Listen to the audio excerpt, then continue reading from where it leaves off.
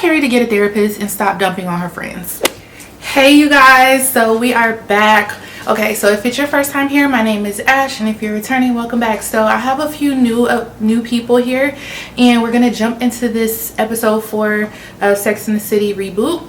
And I want to mention that you may enjoy this recap a lot more because there's a lot more for me to talk about in terms of my opinion. And I had a fellow vlogger let me know and pull me to the side like, sis, we want to hear more of what you have to say about this, so we're definitely going to switch it up. All right, so if you want to see my thoughts and the recap, then just keep watching. Okay y'all, so first of all, the episode starts with Lisa, who is Nicole Ari Parker. So this is the black cast member and her children. So they're going to the coffee shop, you know, they're getting their croissants and stuff like that. What I loved about this scene was how cultural, you know, she's raising her children to be, as far as her daughter speaking French. What I also loved was the representation. They didn't just throw a light-skinned child actor in there. And if you're familiar with black actors in film, a lot of times they try to represent us with a light-skinned act, and a lot of times those are the people that get the roles. But I loved that the daughter's hair was natural. She was a brown-skinned girl and her son was brown-skinned as well. So I loved that they actually took the time to just cast different shades of black people in film. Okay, that is really important to me. Every child is not light skinned, every child is not dark skinned. You need to mix it up. Okay, we are not a monolith, we are not the same. You need to mix it up when it comes to us. Okay, so I absolutely loved that. So Charlotte and Nicole, I keep wanting to call her Nicole, but it's Lisa. Charlotte and Lisa are in this women's group, and they had a little meeting with the other ladies, which I felt like was catty. Didn't care for it. I don't like Deidre. Moving right along. So Lisa and Charlotte made plans to attend each other's homes for a dinner party. So we'll revisit that. So Miranda's son called her out for smelling like weed. So we're moving forward to the next scene, and Miranda's coming back from the night out that we talked about last episode. If you didn't watch it, go watch it.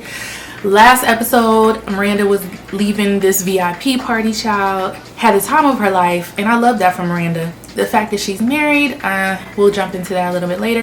I think Miranda needed this night out. So like I said, Brady is mentioning that she smells like weed, and then his girlfriend chimes in. And let me just say, I don't really care for this whole situation with him and his girlfriend. I don't know what I would do differently, but something about it, I just don't like it. I don't like how comfortable the girlfriend is. I don't know the story with the girlfriend. I don't know if she needs a place to stay or what, but homegirl, you got to go home some nights, okay? Y'all want my opinion? Here we go.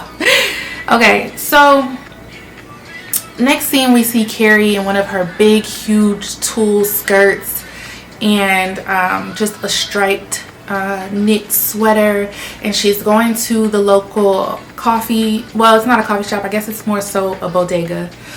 Going to the coffee shop, bodega, you know, in the neighborhood, and she sees the guy that works there. I guess he owns the store, and you know, he's like, damn, I haven't seen you in a long time.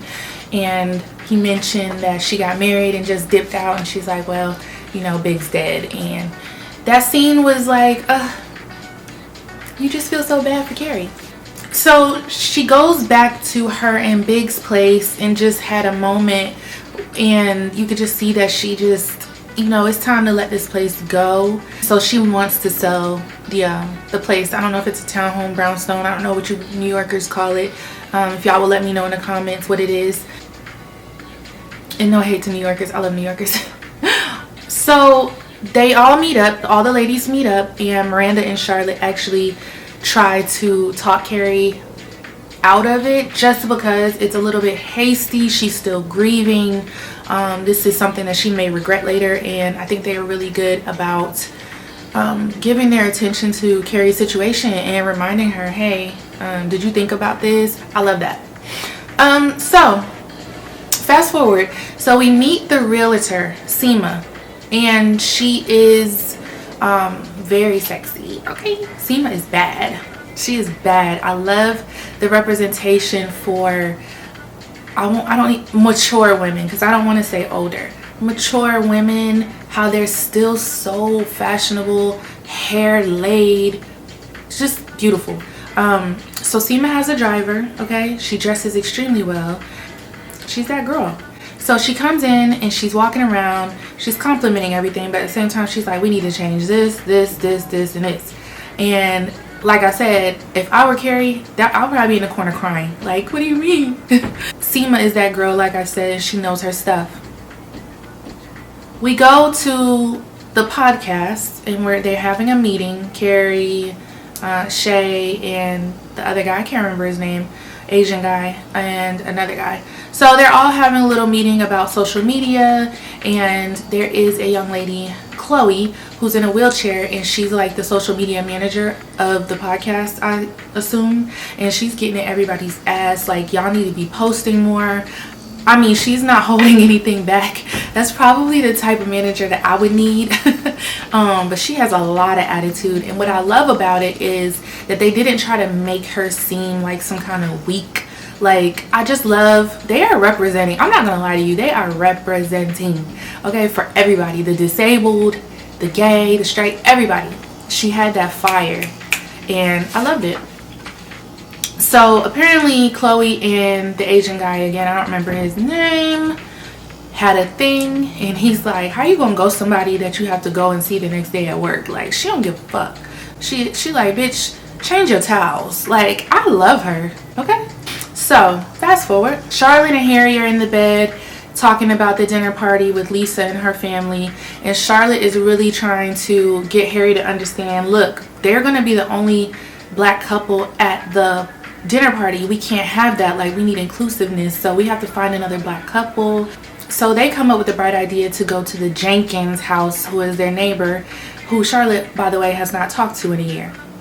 So Mrs. Jenkins declines Charlotte's offer. Charlotte starts getting uber pushy about it. To me, in that particular scene, it definitely portrayed how unseasoned, uncultured, how undiverse people can be.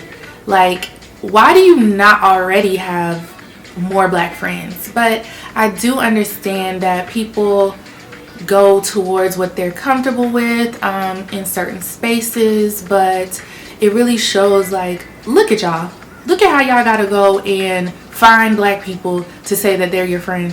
It's an eye-opening experience. I love it. So, and of course that's not everybody, but so Miranda and the professor meet up to go to lunch, and what really stuck out to me about this scene was the whole IVF conversation.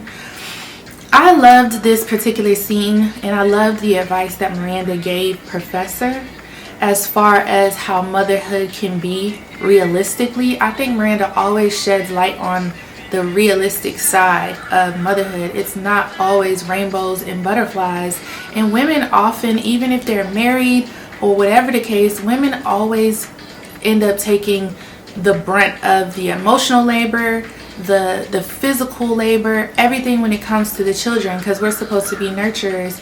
We always end up doing more, and it's almost like nobody understands how burnt out you can get as a mother, and it's one of those things that you also feel bad for saying. So Professor had been feeling bad because she had 2 failed IVF procedures already, or was it 1? She's already had a failed IVF procedure, and I think when the second one happened, she said she wasn't even upset about it. She's doing well, she's ambitious, she's, you know, she's at that space in life where it's like, if I have a kid, I have a kid, and if I don't, I don't.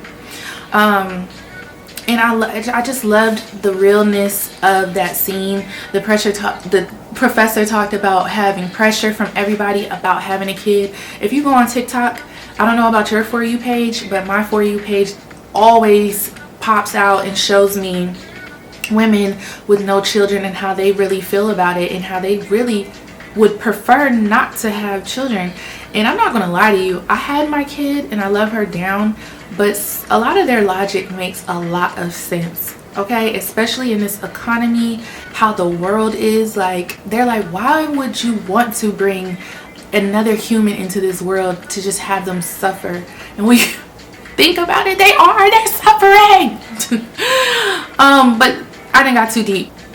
It's just interesting how Miranda put it. Like, moms have to pick and choose no matter what. Either you're gonna have the career or you're gonna be the outstanding mom. It's almost like you can't have it all. I believe you can have it all in some aspects of life, but I feel her on that conversation. Let me know your thoughts. So Carrie gets hit on by some old guy at the showing. So her and Seema went to go to a showing. Like, it was really, really nice, but it was also very masculine. There was a motorcycle in there. Like, me personally, I like shit like that. I don't know, but for Carrie, it's definitely not her style. And she's like, that showed her why you need to change things sometimes when you are trying to sell your place. So at this point, they kind of slide into the conversation about Seema being on a couple dating sites. Especially as a more mature woman, I think that's an interesting conversation. And Carrie made a comment and said, I'm glad you're still putting yourself out there. And we will revisit that. But let me know how y'all feel about being more mature in age and being on dating sites and how the dating scene can be. And just let me know how y'all feel about that. Okay? Because I think it sucks. So here we go. Charlotte and Harry show up to Lisa's dinner party. Charlotte's freaking out, of course. We know Charlotte. And she's stressing Harry out. This scene was so... This scene had me weak because Harry is over there shouting out black authors. Like, he think he doing the thing. It's just totally not their comfort zone. Like, just be you. Like, I get it. There has to be a balance, but you gotta just be you. Like, if that's not something that you already were into and reading about, then come on, it's gonna come off unauthentic. Like, just be you and learn. But everybody at the dinner was black. And it was hilarious because Charlotte walks in and the first woman she sees, she's like, oh, that's so-and-so. I know who that is. And it wasn't who she thought it was. So, you know, all black people do not look alike. We know damn well all black people don't look alike. Y'all need to stop. And she was really nice about it, but I want Carrie to get a therapist. Okay, we're moving on from that scene. I want Carrie to get a therapist and stop dumping on her friends. I wrote that here. I don't know why it was in between that other conversation, but Lisa's husband's mom, so Lisa's mother-in-law, is a hateful bitch. Like I was saying, the mother-in-law is a hateful bitch. Just, y'all know how that goes. If you don't know how that goes, some of these moms of sons are so... There's a dynamic there that is so trifling. Their sons can do no wrong. No woman is good enough for their son. It's almost like they want to fuck their son. And this is something that I've talked about before, but I don't know the whole, you know, the history and whatever. But let me just say this. Charlotte shut her ass down. It was a conversation about the art that Lisa had in the home, how much money she spends on art and stuff like that. And Charlotte shut it down. She shut it down in a very nice, graceful way. But she let her know, like, all the pieces, you know, they were black artists and Charlotte knew all the names. It just gave Charlotte brownie points, and it also backed up Lisa and Herbert, the husband. And Herbert also, in a very classy way, shut his mama down. So I love that he wasn't one of those simps that's like, oh, my mom is always right. Okay. So we are back with Carrie, and Anthony pops on over. Carrie finds a letter from Stanford talking about he went to Tokyo and he just up and dipped, and he's out there managing some pop star and all this mess. So Anthony comes over to talk to her about it, and nobody at this point wants to really share anything with Carrie. Like, it's hard when one of your friends is grieving. You don't know what you can share that's going on good in your life, and it's just one of those things. It's a very fine line. So he didn't want to talk to Carrie about it. So he just left her this random mysterious note. And you know, I just think this is rich people problems, to be honest. But it's really entertaining to watch. Anthony tells Carrie that Stanford is divorcing him. And he's like, we were so happy. And I'm just like, no, y'all wasn't. Like, I don't know if y'all remember the wedding, but they always had this weird ass relationship. Like, I don't get their relationship at all. Not that I'm supposed to, but I don't feel like their relationship was perfect. Come in, baby. Okay, I go back to class at 2:05 because we're on lunch break and I already finished the work for ELA class. Oh, okay. After I'm done with this, I'm gonna heat me up a plate from last night. You want me to heat you up one too? I'm not hungry yet. You would eat at school. I have mozzarella sticks. I have all kinds of food in there. And if you're not hungry, you're not hungry. But I just ate those French toast sticks. Okay. I'm really hungry. Okay, that's fine. I know that hurt. You okay? Okay.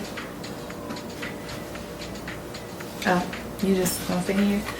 Okay, y'all. So, where was I? Yeah, I never cared for Anthony and Stanford's relationship. I always felt like Anthony was a bit mean.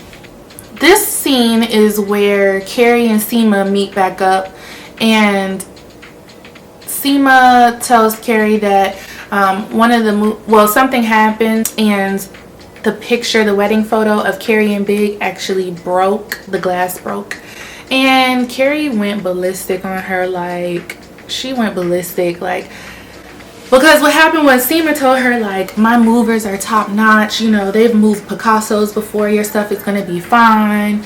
And so this happens, and Carrie's like, but I thought you said, but she told her, look, you were supposed to tuck your things away that you know, sentimental things like this right here. If I know movers are coming by, you were supposed to tuck this away.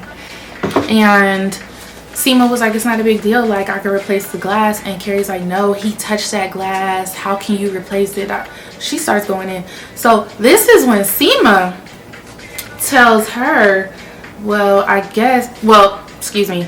Carrie told her, Seema apologizes, and Carrie is like, well, it doesn't seem like you're sorry, you're a little bit too calm for me, sis. And I do feel like Seema was a little bit too calm, but she probably was like, what's the big deal? It's just the glass. But after Carrie said what she said, this is a touchy thing. Again, this is Carrie's rules. So Seema was like, well, I guess, you know, sometimes the way we perceive things, or, you know, we could hurt people's feelings and not even realize it. Like the other day when you told me, well, it's good to see you're still out there, as if I'm too old to be out here dating, or like as if there's no one out here to love me. And interesting, because I don't know if this conversation would have went like this with me, because I would have felt like, Seema, are you trying to manipulate me, bitch? I just told you, like, this ain't the time for you to be bringing up. But Carrie understood it, and like I said, these are two mature women who just get it. And, you know, after that they squashed it, and she told her she had a point, and they had sushi. Wow. So I guess the good part about this is that we can see that women are not always catty like we are always perceived to be. Okay. And that's where the episode ended, and it's like, and just like that, we began our real friendship. So is Seema gonna be the 5th? Is she gonna be the 5th? Wait, Carrie, Miranda, Charlotte, Lisa, Seema? I don't know. We'll have to see. Okay, so I gave y'all all my opinions this time. I don't know why I was doing it the way I was doing it before, but y'all stuck with me through it. But tell me your thoughts down below. Okay, what stuck out to you the most? I mean, there's so many things that stuck out in this episode. It's like, whoa. I love the representation, like I said. I love the awareness about, you know, Black people, and how important it is to diversify your circle. Okay, so yeah, let me know what y'all think down below. I'm so excited for episode 5. I feel like the show is finally starting to get good. I did watch a little bit of episode 5, and woo, we got some things to talk about. So I will see you guys in the next one. Make sure you like, comment, and subscribe. I'll talk to you guys later. Bye.